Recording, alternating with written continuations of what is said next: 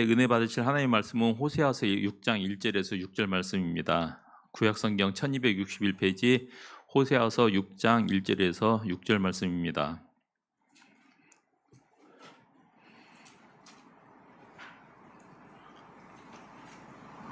교독하시겠습니다. 오라 우리가 여호와께로 돌아가자. 여호와께서 우리를 찢으셨으나 도로 낫게 하실 것이요 우리를 치셨으나 싸매어 주실 것임이라.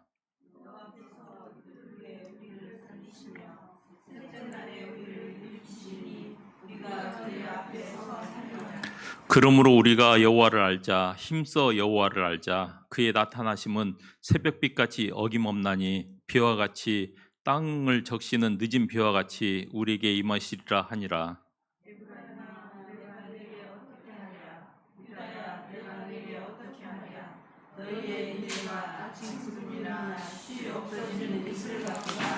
그러므로 내가 선지자들로 그들을 치고 그 입의 말로 그들을 죽였노니 내 심판은 빛처럼 나오느니라.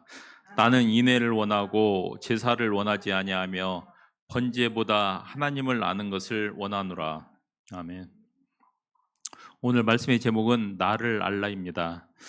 제가 1년에 한 번씩 그 최목사님 휴가 가시면은 주일 예배 설교를 하고 있습니다. 그래서 작년 8월 11일 날 그 말씀을 전했었습니다.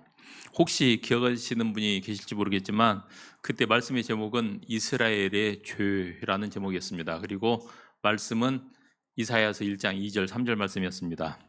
기억하시는 분 아무도 없죠? 그럴 것 같아서 제가 이 작년에 했던 말씀을 되짚어 보려고 합니다. 왜냐하면 이 본문 말씀에 들어가기 앞서서 그때도 이스라엘 역사를 먼저 살펴본 이유가 그 본문 말씀을 보기 전에 몇 가지 사실을 유추해내기 위함이었고, 오늘 그 드릴 말씀 역시도 작년 말씀을 기억에 두고서 들으시면 좋을 것 같아서 잠깐 작년 설교 내용을 간단히 한번 살펴보도록 하겠습니다. 작년에 우리가 이스라엘 역사를 돌아보면서 몇 가지 사실을 유추했었습니다. 뭐냐면은 첫 번째로 이스라엘 민족의 형성 과정이 처음부터 끝까지 하나님의 주권적인 은혜였다는 사실이었습니다. 그리고 두 번째는 그토록 하나님께서는 사랑과 은혜로 이스라엘 민족을 돌보고 인도하셨건만은 이스라엘 민족은 끝없이 하나님을 배반하였다는 사실이었습니다. 그리고 세 번째로는 그래도 기다리신 하나님, 하지만 끝까지 기다리시지만은 않는 하나님을 우리는 알 수가 있었습니다. 이처럼 이스라엘 민족은 그 형성 과정에서 왕국이 건설되고 그 왕국이 망할 때까지, 아니 왕국이 망하고 난 후에도 하나님은 지속적인 사랑과 은혜로 돌보시고 인도하셨지만 이스라엘 민족은 매번 수없이 하나님을 배반하는 것으로 그 역사를 이어왔다는 사실을 발견할 수가 있었습니다. 그러면서 북이스라엘과 남유다가 멸망할 수밖에 없었던 이스라엘의 세 가지 죄에 대해서 이사야서 1장을 근거로 말씀을 드렸었습니다. 그 첫 번째 죄는 이사야서 1장 2절과 3절에 나타나 있는 하나님을 알지 못하는 죄입니다. 이사야서 1장 2절과 3절을 같이 읽겠습니다. 하늘이여 들으라, 땅이여 귀를 기울이라. 여호와께서 말씀하시기를 내가 자식을 양육하였거늘 그들이 나를 거역하였도다. 소는 그 임자를 알고 나귀는 그 주인의 구유를 알건만은 이스라엘은 알지 못하고 나의 백성은 깨닫지 못하는도다 하였도다. 이스라엘을 멸망으로 이끈 두 번째 죄는 이사야서 1장 15절과 16절에 나타나고 있습니다. 하나님의 뜻에 순종하지 않은 죄입니다. 이사야서 1장 15절과 16절을 같이 읽겠습니다. 너희가 손을 펼 때에 내가 내 눈을 너희에게서 가리고 너희가 많이 기도할지라도 내가 듣지 아니하리니 이는 너희의 손에 피가 가득함이라. 너희는 스스로 씻으며 스스로 깨끗하게 하여 내 목전에서 너희 악한 행실을 버리며 행악을 그치고. 그리고 이스라엘을 멸망하게 만든 세 번째 죄는 이사야서 1장 29절과 30절에 나타나 있는 우상 숭배의 죄입니다. 이사야서 1장 29절 30절을 같이 읽겠습니다. 너희가 기뻐하던 상수리 나무로 말미암아 너희가 부끄러움을 당할 것이요 너희가 택한 동산으로 말미암아 수치를 당할 것이며 너희는 잎사귀 마른 상수리 나무 같을 것이요 물 없는 동상 같으리니. 이 말씀이 왜 우상 숭배와 연관이 되어 있는가 의문을 가질 수 있는데, 이 말씀에 나오는 이 상수리 나무는 바로 우상 숭배의 장소를 의미하고 있습니다. 그래서 이스라엘 백성이 우상 숭배를 기뻐했다는 의미로 보시면 될 것입니다. 제가 작년에 그리고 오늘 또다시 이스라엘 역사와 그 멸망을 말씀드리는 이유는 이미 2600년 전에 이스라엘이 멸망할 수밖에 없는 원인을 제공했던 그들의 죄가 2600년이라는 긴 시간을 뛰어넘어서 지금 우리가 짓고 있는 죄와 동일하고, 당시의 죄악된 상황이 현재의 상황과 너무나도 흡사하기 때문입니다. 그리고 비록 세 가지로 나누어 살펴보았지만 사실은 이 모든 죄의 근원적인 원인은 하나님을 알지 못한다는 것에 있다는 사실이 오늘 설교 제목인 나를 알라와 밀접하게 연관되어 있기 때문입니다. 이런 사실들을 염두에 두고 오늘 하나님께서 우리에게 말씀하시는 음성을 들으시는 시간이 되기를 원합니다. 오늘 본문 말씀은 호세아서 6장에 있는 말씀으로 먼저 호세아서에 대해서 잠깐 살펴보도록 하겠습니다. 호세아서는 호세아 선지자가 기록한 것으로 전해지고 있습니다. 우리가 아는 호세아서의 내용은 주일학교 때부터 들어왔던 단편적인 이야기, 하나님이 호세아에게 창녀와 결혼하라고 하셔서 창녀인 고멜과 결혼을 했는데 이 고멜이 결혼 후에도 계속 바람을 피웠다라는 이야기로 성경에 기록하기에는 좀 낯뜨거운 이야기라는 정도로 아시는 분들이 많이 있습니다. 하지만 호세아서는 소선지서 중에 가장 많은 14장으로 구성되어 있고, 고멜의 이야기는 앞에 3장뿐이고 나머지 11장의 말씀은 하나님의 심판과 구원에 대한 깊고도 중요한 말씀들이 기록되어 있습니다. 호세아는 구원이라는 의미를 가진 이름입니다. 그런데 성경에 등장하는 이름들은 그냥 지어진 이름들이 아닙니다. 대부분의 경우 그 이름을 통하여 그 성경의 주제를 알 수 있게 성경의 주제가 저자의 이름을 통해서 나타나는 경우가 많이 있습니다. 그렇다면 호세아서 역시 단지 음탕한 여인의 이야기가 아니라 구원에 관한 성경이라는 사실을 알 수가 있을 것입니다. 이와 관련해서 음란한 여자 고멜의 이야기가 어떻게 구원과 연결되는지 잠깐 살펴보도록 하겠습니다. 호세아서 1장 2절을 같이 읽겠습니다.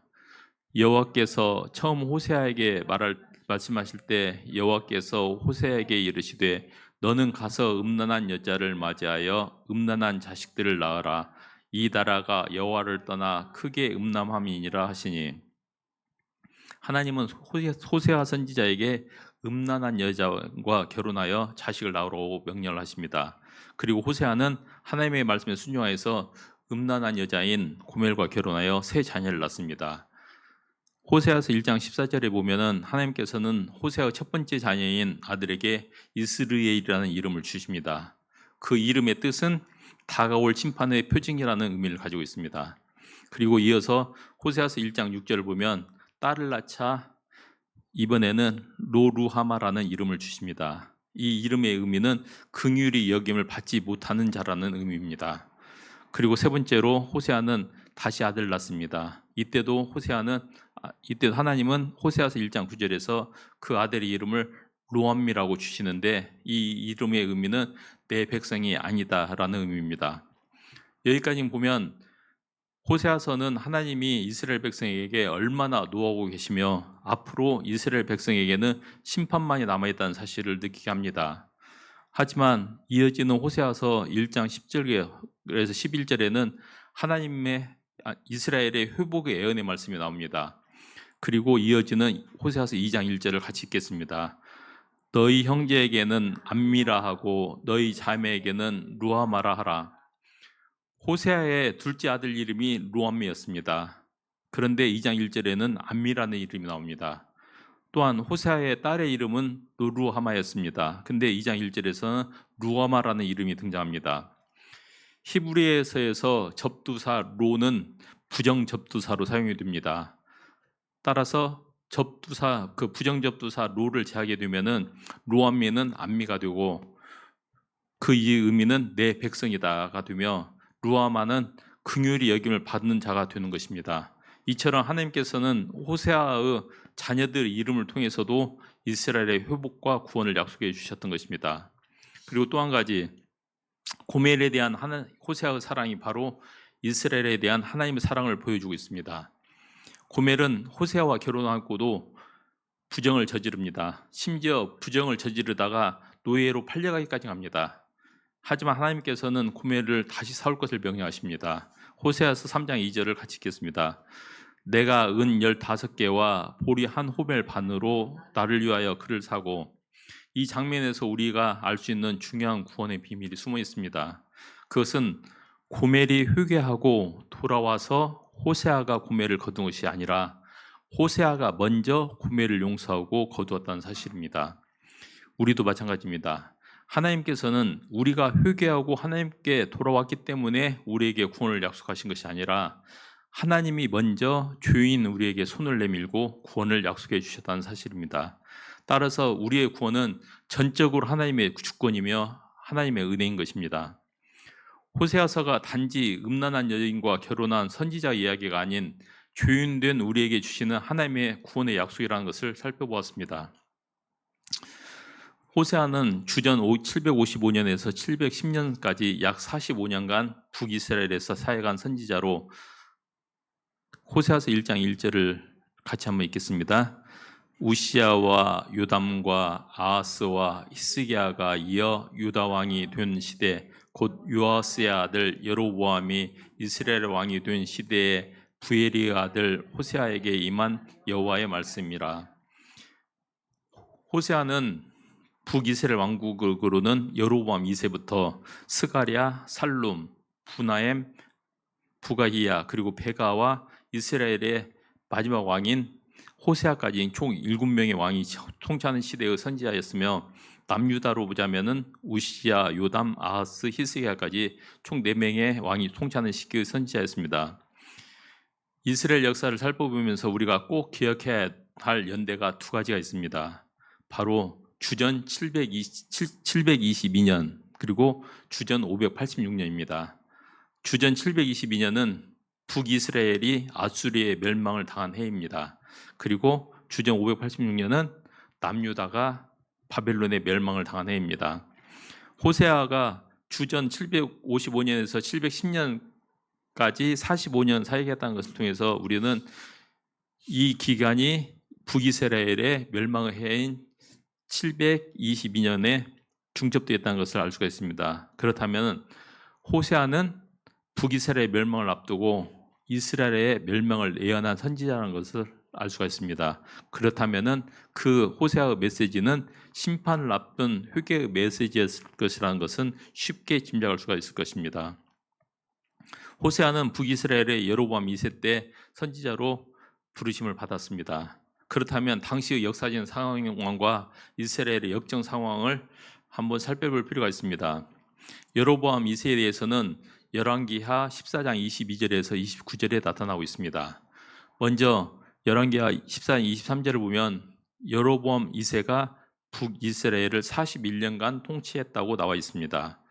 그리고 24절에는 여호와 보시기에 악을 행하여라고 나와 있어 여로보암 2세가 악한 왕이었음을 알 수가 있습니다. 그런데 사실은 북이스라엘 왕국에 모두 19명의 왕이 있었습니다. 근데 그 중에 단 한 명도 예외 없이 모두 악한 왕이었습니다. 열왕기하 14장 25절을 같이 읽겠습니다.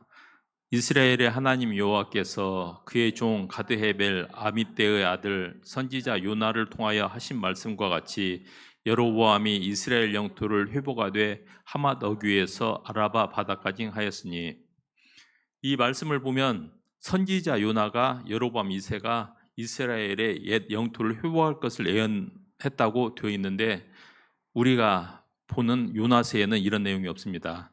그렇다면 선지자 요나의 행적은 요나서에 나타나 있는 것 외에 다른 행적들도 있었을 것이라는 것을 짐작할 수가 있습니다. 하여튼 여로보암 2세는 악한 왕이었음에도 불구하고 북이스라엘 최고 전성기를 누리는 왕이었습니다.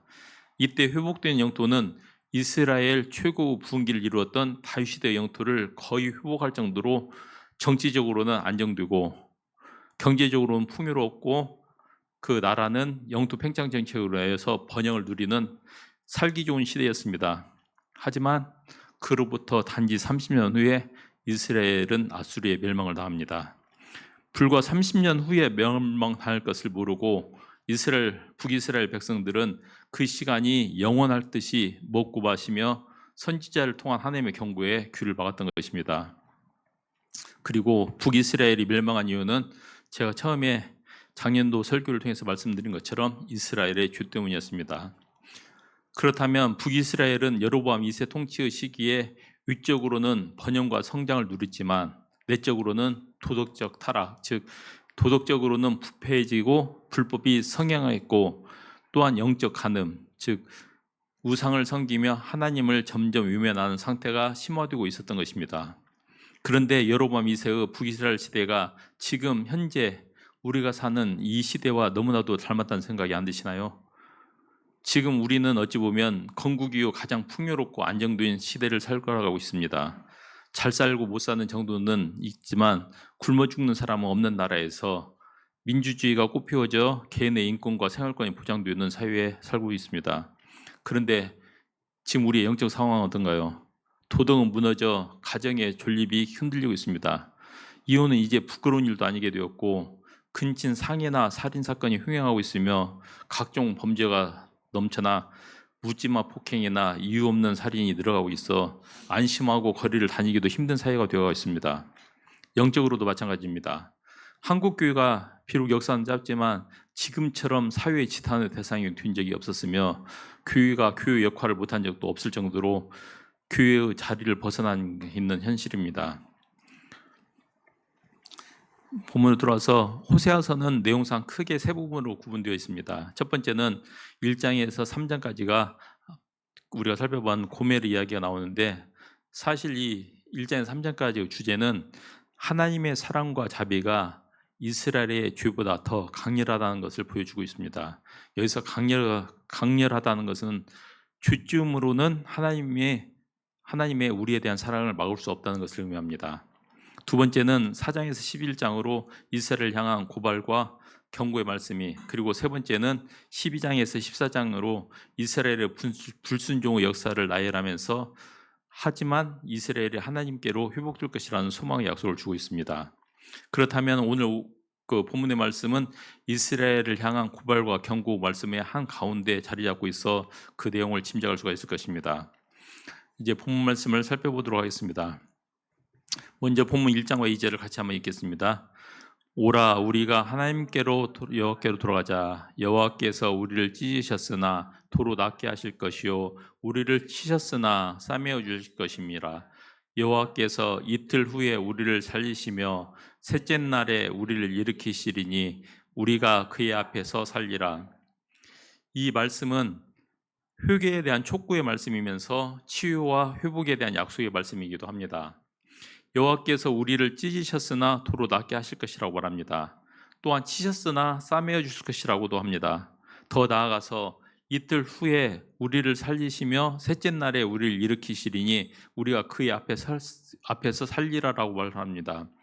여기서 찢기셨으나의 그 찢다는 히브리어로 타라프라는 단어를 사용하는데 이 단어는 사자가 먹이를 찢는 것을 표현한 단어입니다.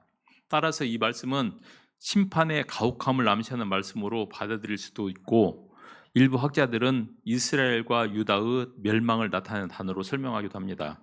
그렇게 본다면은 도로 낫게 하실 것이다 라는 이 말씀은 바벨론으로부터의 포로 교환을 의미하는 말씀으로 봐야 할 것입니다. 즉 하나님께서는 이스라엘과 유다를 그들의 죄 때문에 멸망케 하셨으나 그들이 회개하고 하나님께 돌아올 때에는 다시 회복시켜 주실 것을 이미 멸망 전에 벌써 약속하고 계시는 것입니다. 특히 이어지는 본문 2절에 이틀 후에 우리를 살리시며 셋째 날에 우리를 일으키시리니 이 말씀은 이스라엘의 회복이 빠르고 확실하게 성취될 것을 의미하고 있습니다. 여기에서 이틀과 사흘에 대한 여러 가지 해석들이 있는데 이에 대하여 2나 3이라는 숫자가 매우 짧거나 적은 것을 나타내는 동시에 가장 중요하고 확실한 것을 의미하는 것으로 받아서 이스라엘의 회복이 빠르고 확실하게 성취될 것을 의미한다라고 받아들여도 괜찮습니다. 반면 이 사흘을 그리스도 부활의 예표로 보아서 이 구절의 의미를 회개하고 돌아오는 이스라엘을 여호와께서 다시 소생시키실 뿐만 아니라 메시아를 통하여 영원한 생명으로 다시 살릴 것을 약속하셨다고 보는 것도 무방합니다. 그런데 여기서 중요한 사실 한 가지는 이 모든 회복 전제는 우리가 하나님께로 돌아갔을 때라는 것입니다. 이어서 본문 3절을 같이 읽겠습니다.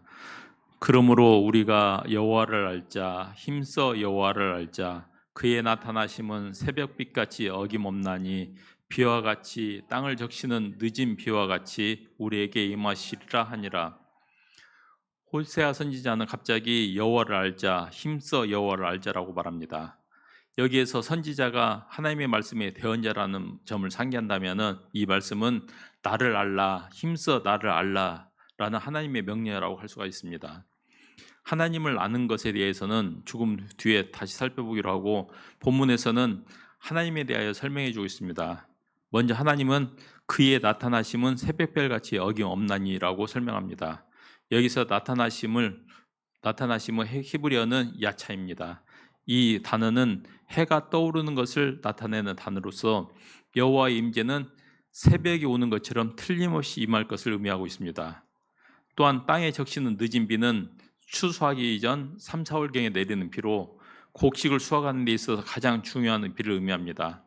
특히 땅을 적시는 마른 땅을 적신다는 의미로 이 구절은 만물을 소성케 하는 비처럼 여호와께서는 자신을 힘써 아는 백성들에게 풍요로운 은총과 축복을 내려주실 것을 약속하는 말씀으로 볼 수 있는 것입니다. 이제 본문 4절과 5절을 같이 한번 읽겠습니다. 에브라임아 내가 내게 어떻게 하랴, 유다야 내가 내게 어떻게 하랴.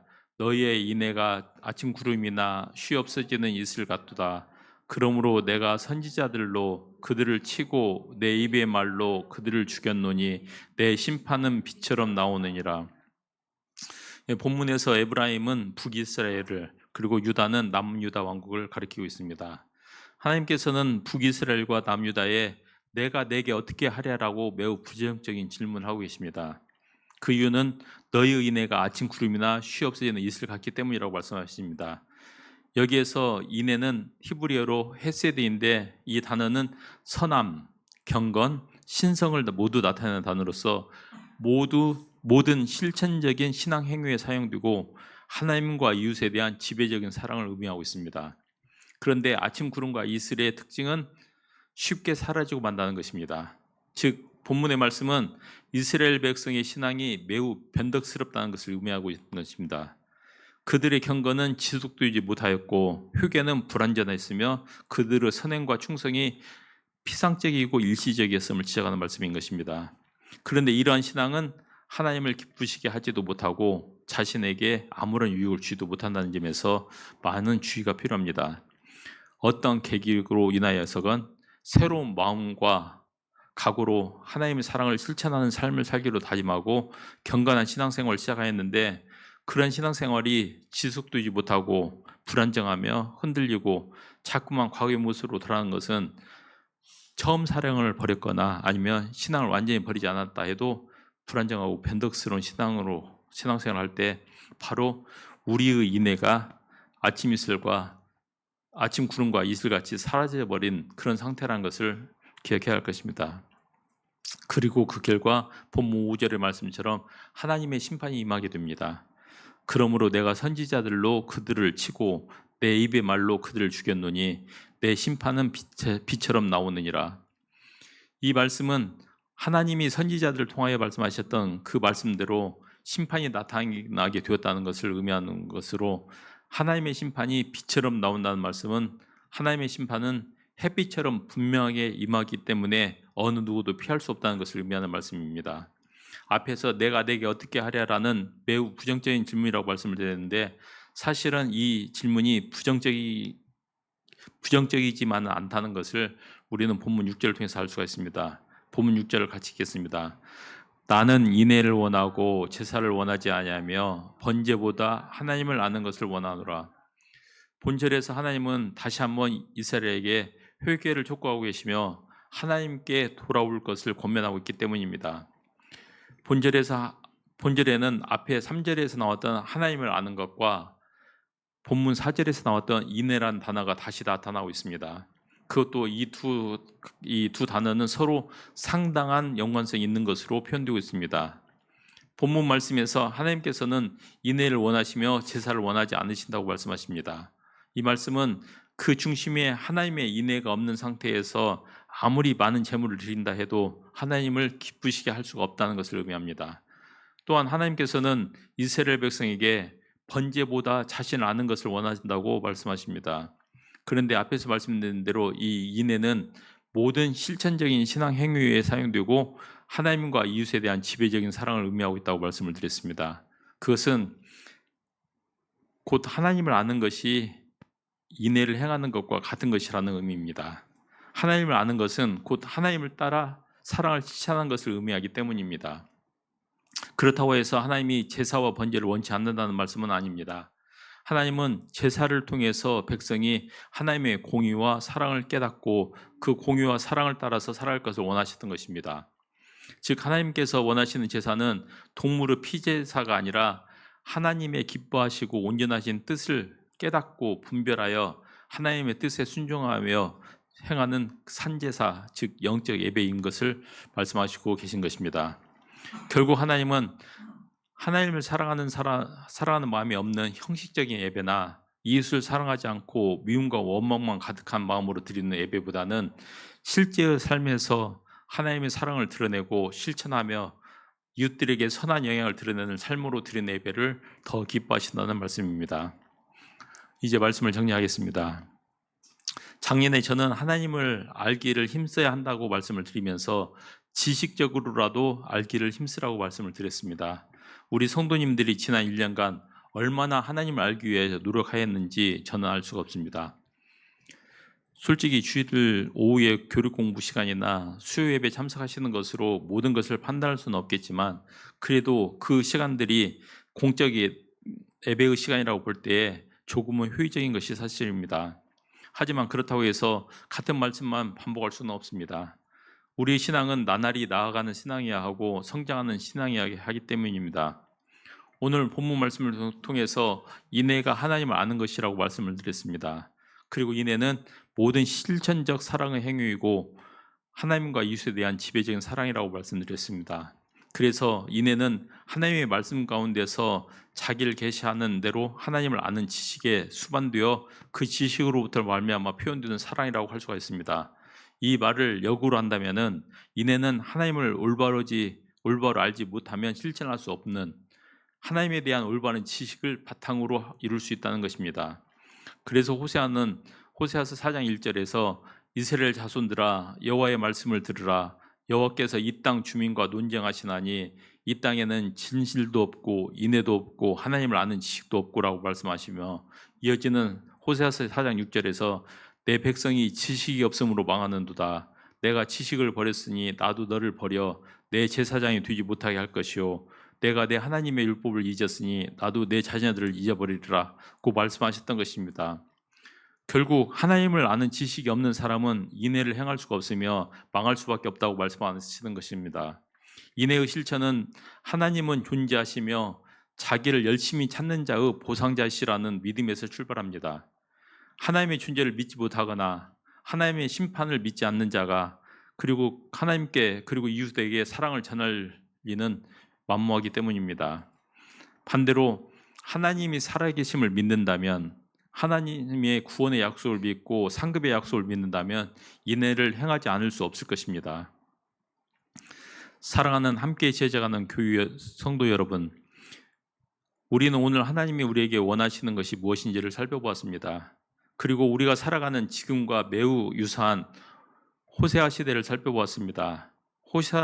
호세아 시대 사람들은 현재의 풍요와 안정에 취해서 하나님을 외면하고 자신의 삶을 추구하다가 불과 30년 만에 나라를 잃고 이스라엘 민족의 정체성을 잃는 비극을 맞이하게 되었습니다. 그렇다면 지금 우리는 어떻게 해야 할까요? 하나님께서는 나를 알라고 애타게 우리에게 말씀하십니다. 하나님을 알지 못하고는 영적으로나 육적으로나 멸망할 수밖에 없기 때문입니다. 오늘 이 시간 나를 알라는 하나님의 애타는 부르짖는 그 목소리에 응답하는 우리 성도님들이 되시기를 축원합니다. 그래서 하나님을 아는 지식으로 하나님이 원하시는 사랑을 실천하는 인내의 삶을 살아가시기를 축원합니다. 기도하겠습니다.